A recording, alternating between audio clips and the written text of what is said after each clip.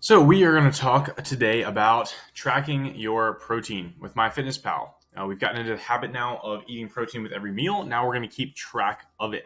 So why is this even important? Well, like I said, we've already gotten into the habit. Now we're going to keep track so we know that we are eating enough. Yes, there is a minimum that you should be eating on protein, and it's a lot higher than you think. Even though we've made protein the star of your meals, you're probably still likely under eating it. So being consistent with a particular amount of protein is the only way to solidify a fast metabolism. All right. That in combination with resistance training is going to jack your metabolism up.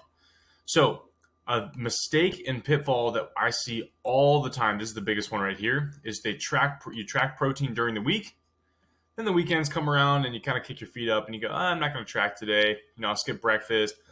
Not really going to eat too much, but then you kind of fall pretty far behind. And people tell me, well, there's no way that those 2 days during the weekend can undo all the hard work that I did 5 days of the week. Bullshit. Yeah, it absolutely can, especially if you're eating like 40 grams of protein both days. Very, very, very low, and it'll get you back into bad habits. So track on the weekends just like during the week. Another thing is just forgetting to track and just being like, oh, I forgot about it. I'm gonna have to go back 3 days ago. I don't really remember what I eat though, and so blah blah blah. We get off track and we you don't be consistent. Apply the same consistency that you have been with putting protein at the start of your meal. Apply that same consistency when it comes to keeping track of it now. Okay. Another thing is not weighing out your protein in the correct way or not even weighing it at all. All right. So if you haven't gotten one already, you probably want to go ahead and invest in a food scale.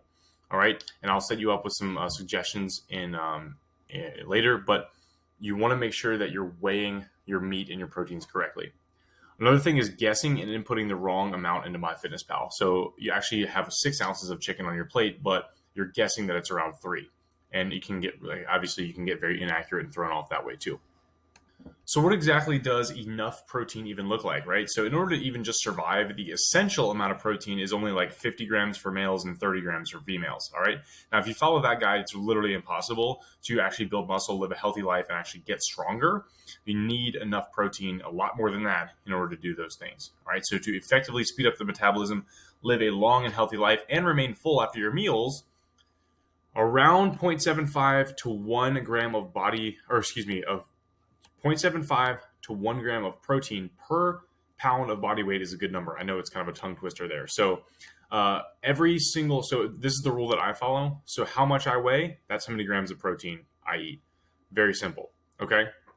Or a little bit less is fine. 20 to 30 grams less is fine too. But if somebody's very obese, right? If somebody's like, over 300 pounds or, 400 pounds or something, obviously you don't want to have them eating 400 grams of protein per day. So you look at their lean body mass and you take the same measurement, 1 gram, 0.75 to 1 gram of protein per pound of lean body mass. All right. Now, if you're 180 pounds and you want to lose weight, so this is what an example would look like. You want to be eating anywhere between 135 grams and 180 grams of protein per day.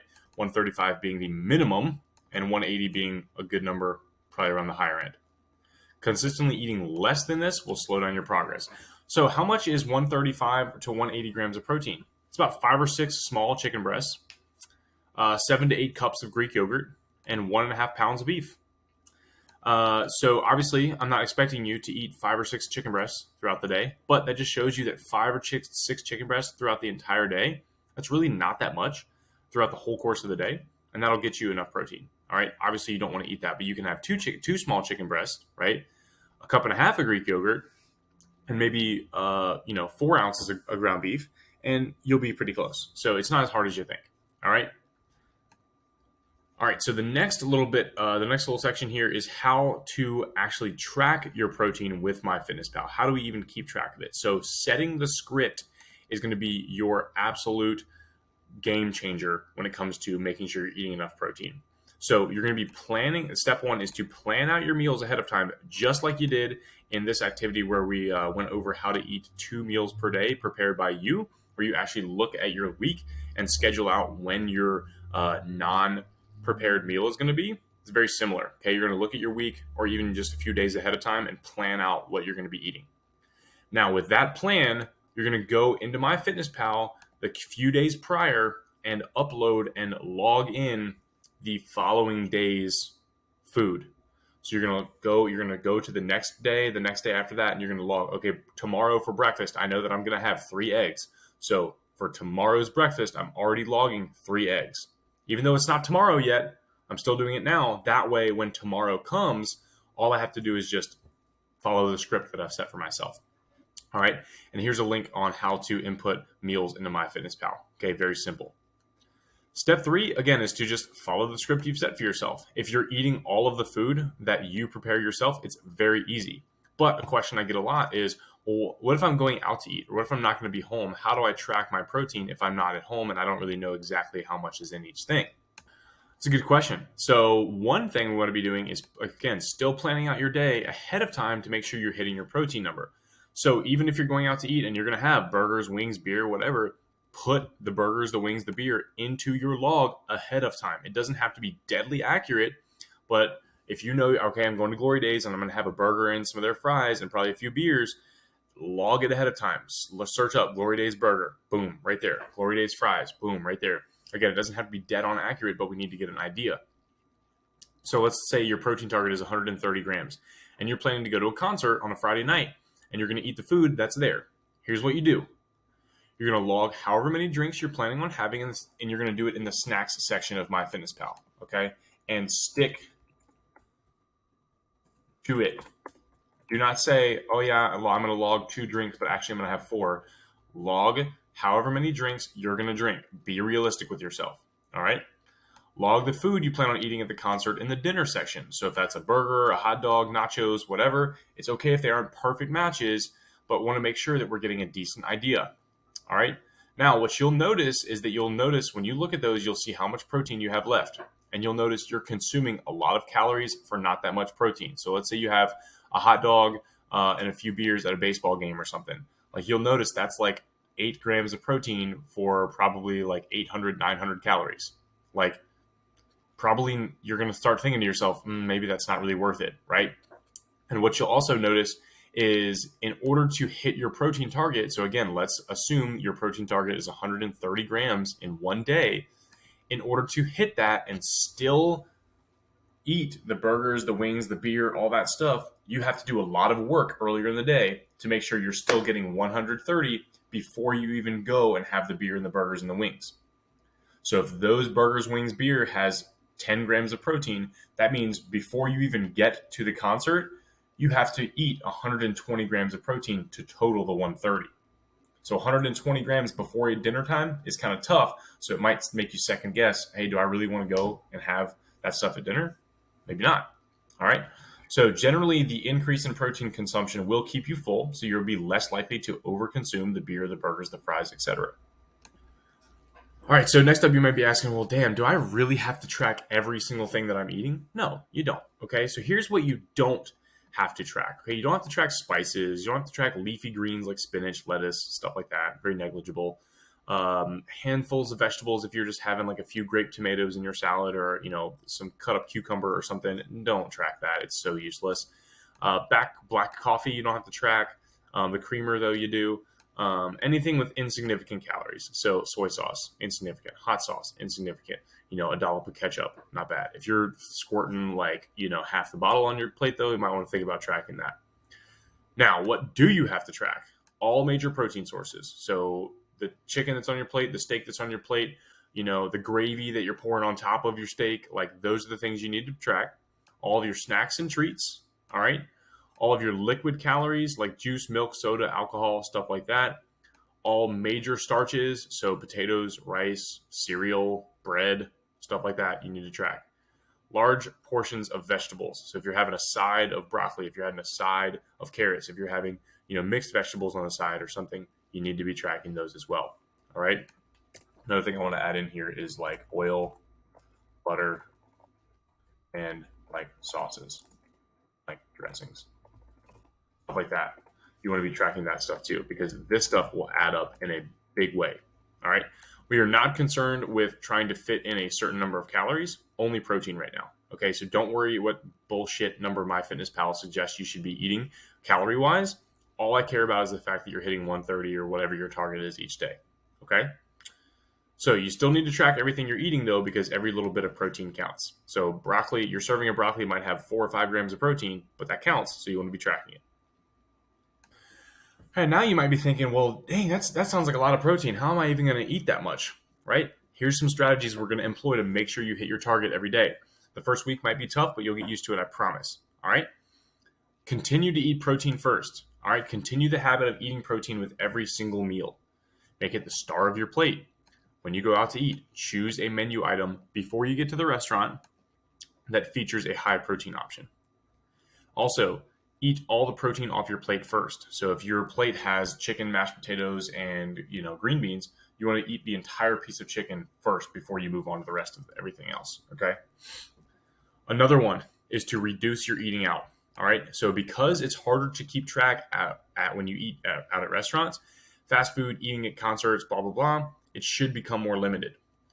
So by reducing the amount you eat out, you'll become more in control of the amount of calories and protein you intake. Okay. Plan for 1 to 3 meals out each week. Now, so let's say you eat 3 meals a day, 7 days a week. That's 21 meals per week. 18 to 20 of them should be prepared by you from your kitchen. Okay. That's going to make it very, very, very easy to keep track of the amount of food you're eating. Okay. Eat out during the week, like on a weekday. Okay.